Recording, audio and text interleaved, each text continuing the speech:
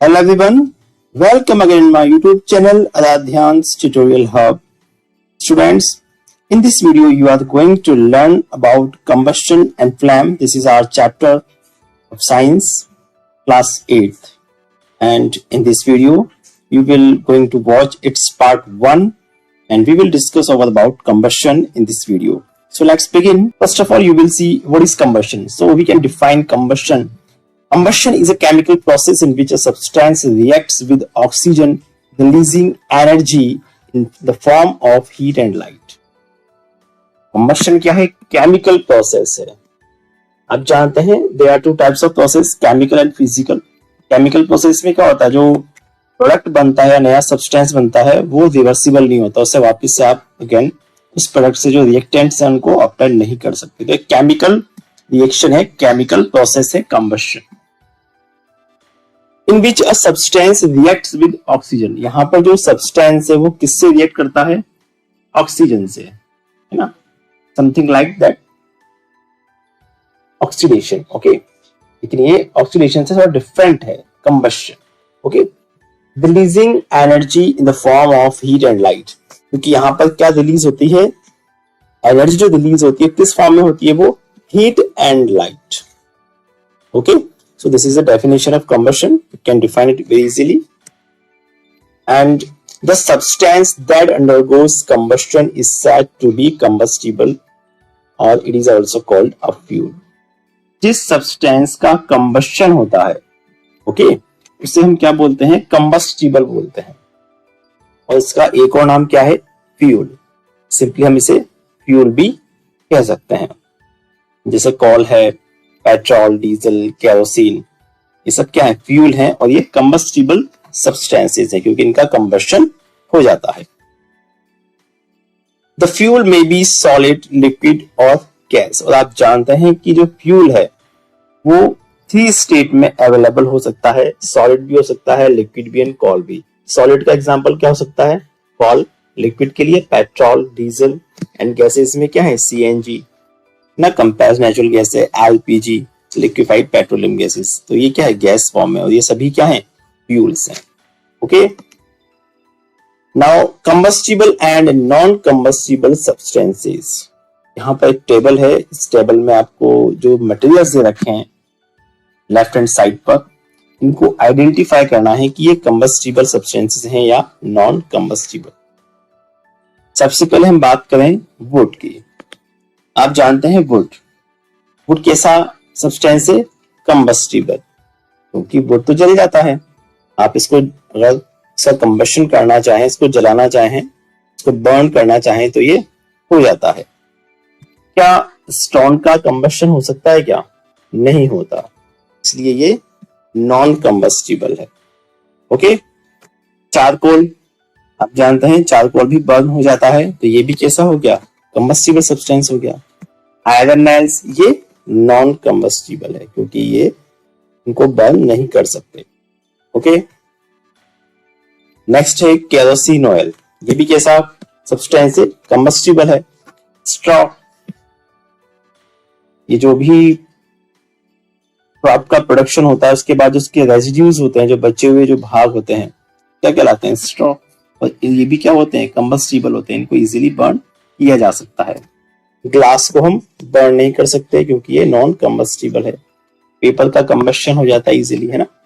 तो इस तरह से आप इस टेबल को कंप्लीट कर सकते हैं और पता लगा सकते हैं कि कौन कौन से आइटम कंबस्टिबल हैं और कौन से नॉन कंबस्टिबल हैं. नेक्स्ट हम देखेंगे इग्निशन टेम्परेचर. इग्निशन टेम्परेचर क्या होता है? डिफरेंट, क्योंकि हम जानते हैं different substances catch fire at different temperatures. आपको भी पता है कि आप जो मैच स्टिक है, माचिस की तीली से एक पेपर को इजीली बर्न कर सकते हैं, लेकिन क्या किसी वुड को, किसी लकड़ी के टुकड़े को आप बर्न कर पाएंगे? क्या ऐसा नहीं होता है ना. उसके लिए और ज्यादा टेम्परेचर चाहिए होता है, तो वुड भी बर्न हो जाएगा. तो यहाँ पर हम कह सकते हैं कि जो डिफरेंट सब्सटेंसेस हैं उन सभी का टेम्परेचर है ना, यानी कि जिस टेम्परेचर को बर्न होते हैं, जो आग को पकड़ते हैं, फायर को में फायर लग सकती है, वो टेम्परेचर सबका कैसा होता है? डिफरेंट होता है. तो इग्निशन टेम्परेचर को हम डिफाइन कर सकते हैं the lowest temperature at which a substance catches fire is called its ignition temperature. Ignition temperature क्या है? लोएस्ट टेम्परेचर, यानी सबसे कम, बिल्कुल लो, मिनिमम टेम्परेचर रिक्वायर्ड है इसके लिए, किसी सब्सटेंस के लिए कि वो जलना शुरू हो जाए, उसे हम क्या कहेंगे? Ignition temperature. नेक्स्ट है inflammable substances. The substances which have very low ignition temperature and can easily catch fire with a flame are called inflammable substances. इसके एग्जांपल्स क्या हैं? Petrol, alcohol and LPG. Inflammable means combustible तो है, लेकिन इनका जो ignition temperature है वो कितना है? वो बहुत लो है, वेरी लो इग्निशन टेम्परेचर है इनका। इससे क्या होता है? हल्की सी इनको हीटिंग मिलती है, टेम्परेचर मिलता है, और ये इजीली जो है इनका कंबशन शुरू हो जाता है, ये जलना शुरू कर देते हैं। और साथ ही साथ क्या होता है इनमें? विद अ फ्लैम, इसमें फ्लैम भी जनरेट होती है, क्योंकि कुछ ऐसे सब्सटेंसेस हैं जो कंबस्टिबल तो हैं लेकिन फ्लैम जनरेट नहीं करते, जैसे कि कॉल। ओके, लेकिन इस केसेस में क्या है? जो इनफ्लैमेबल है उनमें फ्लैम भी जनरेट होती है, इसलिए इनको क्या नाम दिया है? Inflammable substances. Petrol, alcohol and LPG जैसे और भी इसके एग्जांपल्स हो सकते हैं। नेक्स्ट हम मैच स्टिक के बारे में देखेंगे कि मैच स्टिक कैसे बनती है, कौन कौन से केमिकल्स इसमें यूज होते हैं, तो कैसे इसका फंक्शन होता है। The head of the safety match stick contains antimony trisulphide, यानी जो मैच स्टिक का हेड होता है, माचिस की तीली होती है, उसके हेड पर जो आपने देखा होगा उसकी टोपी जैसी देती है, टॉप पर, हेड पर क्या लगा देता है? इस पर antimony trisulphide and potassium chlorate. ये दो तरह के केमिकल हैं, ये केमिकल उसके हेड पर होते हैं, किसके? मैच स्टिक के हेड पर। और the rubbing surface has powdered glass and a little red phosphorus. और जो मैच बॉक्स होता है उसके साइड में आपने देखा होगा, उस पर इसी तरह की केमिकल का क्या होता है? एक पॉलिश टाइप में देती है, एक लेप तरह का इस पर लगा हुआ होता है, सॉल्यूशन लगा हुआ होता है। वो एक्चुअल में क्या होता है? वो होता है पाउडर्ड ग्लास, यानी जो कांच होता है, ग्लास होता है, उसका बिल्कुल पाउडर फॉर्म में होता है वो, ठीक है, फ्रिक्शन के लिए। और साथ ही साथ उसमें क्या होता है? अ लिटिल रेड फास्फोरस, उसमें रेड फास्फोरस भी होता है। When the match is struck against the rubbing surface, some red phosphorus gets converted into white phosphorus. जब मैच स्टिक को उस रबिंग सरफेस पर स्ट्रक किया जाता है, उसको रगड़ा जाता है, तो उस केस में क्या होता है? कुछ जो रेड फास्फोरस है वो किसमें कन्वर्ट हो जाता है? व्हाइट फास्फोरस में, क्योंकि व्हाइट फास्फोरस का इग्निशन टेम्परेचर बहुत कम होता है, ठीक है, और ये तुरंत बर्न हो जाता है। This immediately react with potassium chloride. अब ये जो व्हाइट फास्फोरस बनाई किससे रिएक्ट करेगा? पोटेशियम क्लोराइड से। पोटेशियम क्लोराइड कहां पर था? मैच स्टिक के हेड पर था, antimony trisulphide and potassium chloride. तो यहाँ जो व्हाइट फास्फोरस, जो रेड फास्फोरस था उसके रबिंग सरफेस पर, वो किसमें कन्वर्ट हो गया? मैच स्टिक को रगड़ने से व्हाइट फास्फोरस में। और इसने किससे रिएक्शन करी? पोटेशियम क्लोराइड से। और ऐसा करने से क्या होता है? काफी सारी इसमें हीट जनरेट होती है, और उस हीट से क्या होता है? जो एंटीमनी ट्राइसल्फाइड है वो जल उठता है और कंबशन शुरू हो जाता है। इस चीज को आप यहां देख सकते हैं, ये मैच बॉक्स है और यहाँ पर ये इस पर हो रहा है कोटेशन किसकी हो रही है? Powdered glass and red phosphorus. कहां पर है ये? इस सरफेस पर है, इसको बोलते हैं रबिंग सरफेस पर। और ये क्या है? मैच स्टिक का हेड। इस पर क्या होगा? इस पर होगा antimony trisulphide and potassium chloride. अब जब हम इस मैच स्टिक को इस रबिंग सरफेस पर स्ट्रक करेंगे, इसको रगड़ेंगे इस तरह से, तो क्या होता है? जो इसका रेड फास्फोरस था कहां पर? इस रबिंग सरफेस पर, ये किसमें कन्वर्ट हो गया?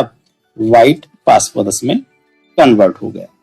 ओके, व्हाइट फास्फोरस में कन्वर्ट हो गया, तो अभी किससे रिएक्ट करेगा?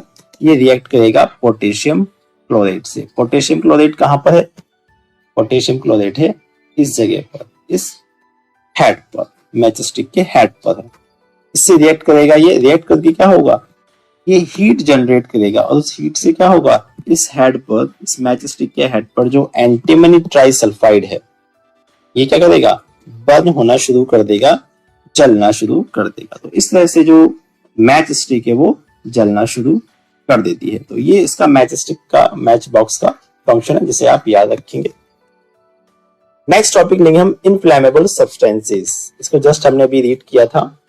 The substances which have very low ignition temperature and can easily catch fire with a flame are called inflammable substances.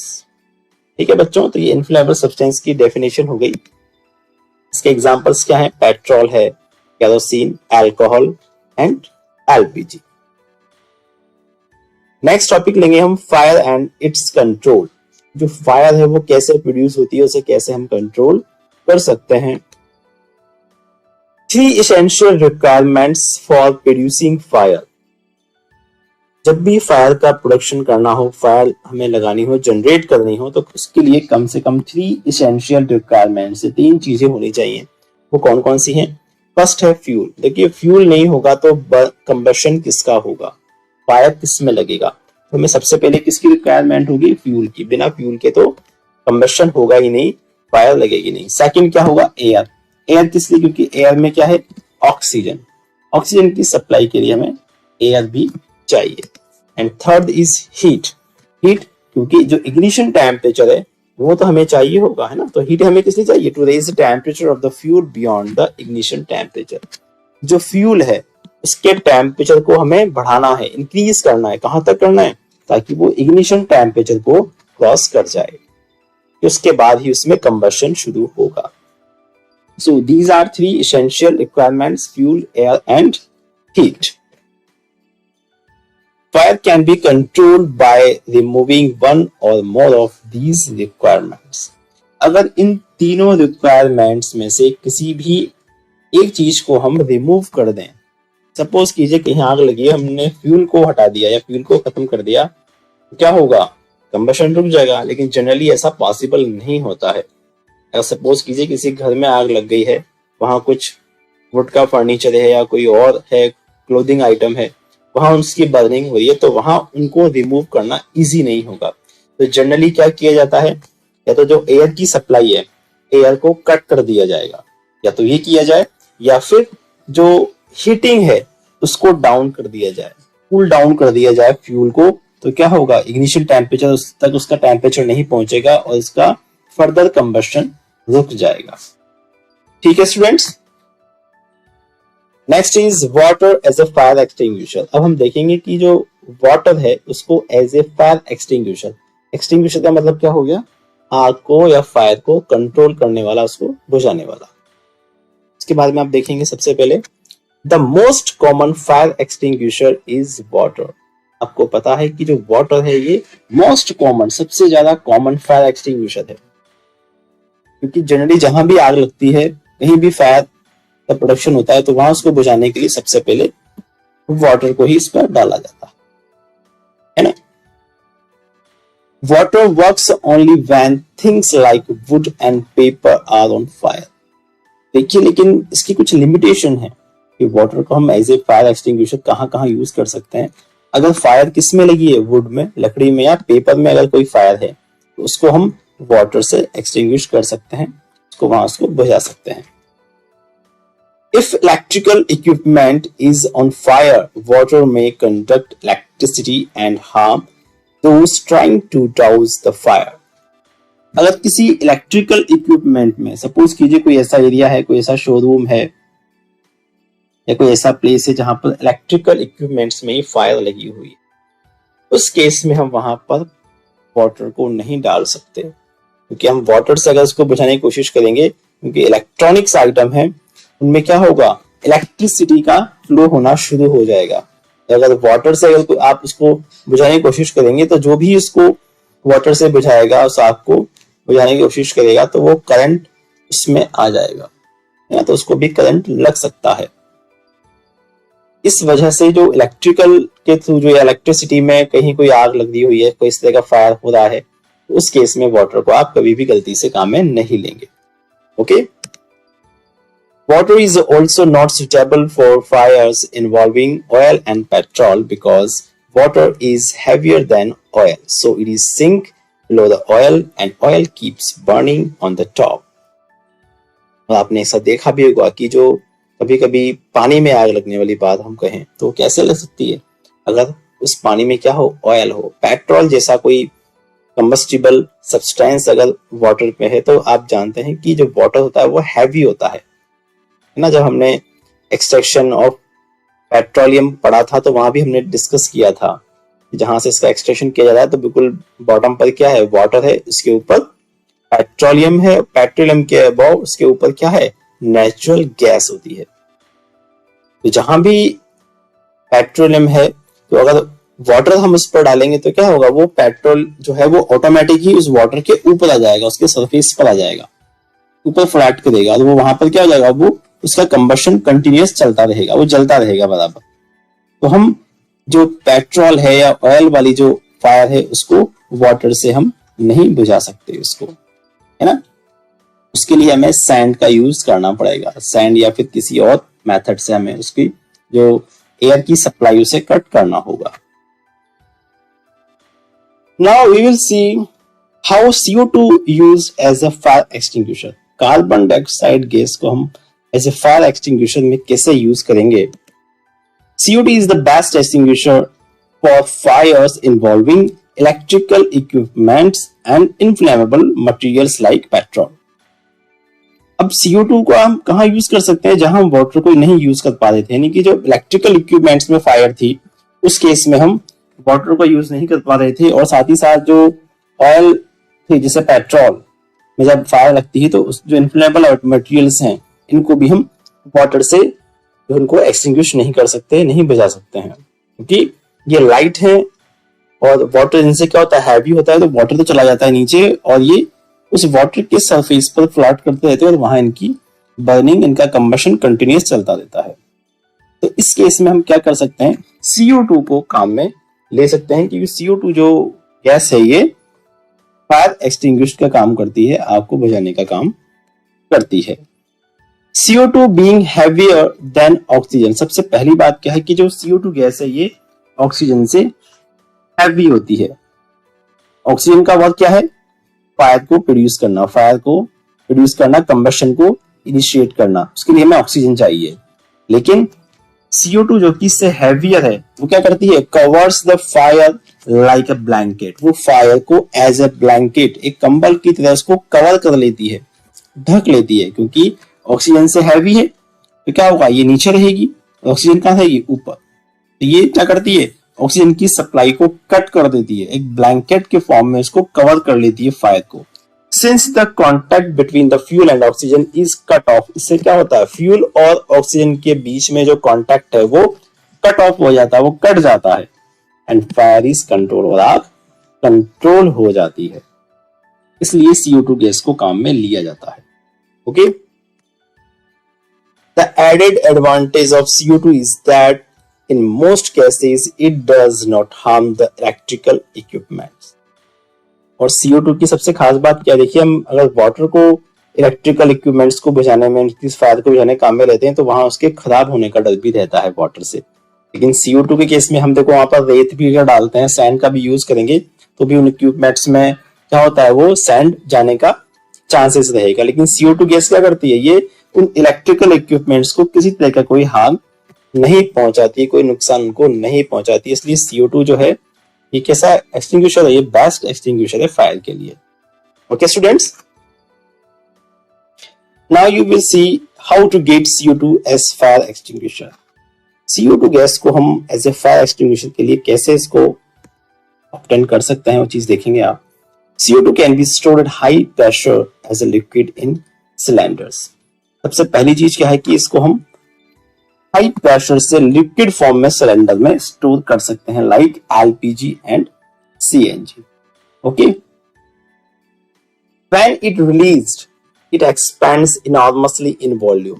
जब इसको रिलीज किया जाता है सिलेंडर से तो it expands enormously in volume. तो क्योंकि पहले लिक्विड फॉर्म में थी, अब गैसेस फॉर्म में आएगी तो क्या होगा, इसका वॉल्यूम अचानक से बहुत ज्यादा एक्सपैंड हो जाता है।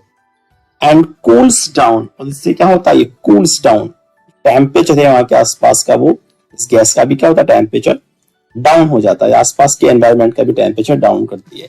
So it not only forms a blanket around the fire, हमने भी लास्ट टाइम देखा था, इसने क्या किया था CO2 गैस ने, एज ए ब्लैंकेट की तरह, कंबल की तरह फायर को ये कवर कर लेती है। तो उसने कवर तो किया है इसे, साथ ही साथ it also brings down the temperature of the fuel, और ये फ्यूल के टेम्परेचर को भी डाउन करती है, कम कर देती है। तो फ्यूल का टेम्परेचर अगर डाउन हो गया तो क्या होगा, उसका जो इग्निशन टेम्परेचर जो उसको चाहिए उसे नहीं मिल पाएगा। इससे क्या होगा, आगे जो फर्दर जो कंबशन होना था वो रुक जाएगा। It is an excellent fire extinguisher. अगर ऐसा कोई क्वेश्चन आपसे पूछा था कि why CO2 is a best fire extinguisher, you can write this answer. Okay, dry powder of chemicals like sodium bicarbonate, sodium bicarbonate जिसे हम बेकिंग सोडा के नाम से भी जानते हैं, आपके किचन में इजीली अवेलेबल है ये, और पोटेशियम बाइकार्बोनेट, या तो आप सोडियम कार्बोनेट काम में ले सकते हैं या फिर पोटेशियम बाइकार्बोनेट काम में ले सकते हैं। किस फॉर्म में, ड्राई पाउडर फॉर्म में। तो इसे अगर हम जहां फायर है उस पर डालेंगे इसे, तो क्या होगा, यहाँ से CO2 जनरेट होगी, और CO2 का जो वर्क है हमने देखा था कि एज ए ब्लैंकेट उस फायर को कवर कर लेती है। उस फायर के जहां भी इस तरह की फायर हो रही है उस जगह पर हम इस पाउडर को भी, इसको भी स्प्रिंकल कर सकते हैं, इसको भी छिड़काव कर सकते हैं, इसका हम उस पर डाल सकते हैं फायर के ऊपर, तो ये भी इसको क्या करेगा, आपको बुझा देगा। टाइप्स ऑफ कंबशन, अब देखेंगे कि कौन कौन से टाइप्स के कंबशन होते हैं। First is rapid combustion. Rapid combustion में क्या होगा, when a material Burns rapidly, इसके नाम से मालूम चल रहा है कि यहाँ पर जो मटेरियल है, जो कंबस्टिबल मटेरियल है, वो कैसा बर्न होगा, रैपिडली, बहुत स्पीड से, रैपिडली उसका कंबशन होगा। And produce heat and light, ये चीज आप जानते हैं, इसी कंबशन में क्या होता है, हीट एंड लाइट प्रोड्यूस होती है, इसलिए इसे कंबशन कहते हैं। और ये ऑक्सीडेशन से डिफरेंट चीज है, ध्यान रखिएगा आप इसको। ऑक्सीडेशन में भी क्या होता है, जो मटेरियल होता है वो ऑक्सीजन से रिएक्ट करता है, और यहाँ भी ऑक्सीजन से रिएक्ट हो रहा है, लेकिन यहाँ पर हीट एंड लाइट प्रोड्यूस होती है। जैसे आपको पता है कि जो रस्टिंग होती है, रस्टिंग ऑफ आयरन, लोहे में जो जंग लगती है, वो भी क्या है, ऑक्सीडेशन का एग्जाम्पल, लेकिन वहां उसे हम कंबशन नहीं कहेंगे, वहां आयरन का कंबशन हो रहा है कि लोहा जल रहा है, ऐसा नहीं होता है। वहां क्या हो रहा है, वहां केवल ऑक्सीडेशन हो रहा है, जो आयरन है उसकी ऑक्सीजन के साथ ही उसका एडिशन हो रहा है। लेकिन यहाँ पर क्या हो रहा है, यहाँ पर हीट एंड लाइट, क्योंकि वहां पर हीट एंड लाइट प्रोड्यूस नहीं हो रही है, इसलिए इसे हम कंबशन नहीं कहेंगे। रस्टिंग ऑफ आयरन की हम बात करें, है ना, वो सिंपली ऑक्सीडेशन का एग्जाम्पल है। तो जो रैपिड कंबशन है, इसमें क्या होगा, जो मटीरियल है वो रैपिडली बर्न होगा, हीट एंड लाइट प्रोड्यूस होगा। इसका एग्जाम्पल हम कह सकते हैं फास्फोरस।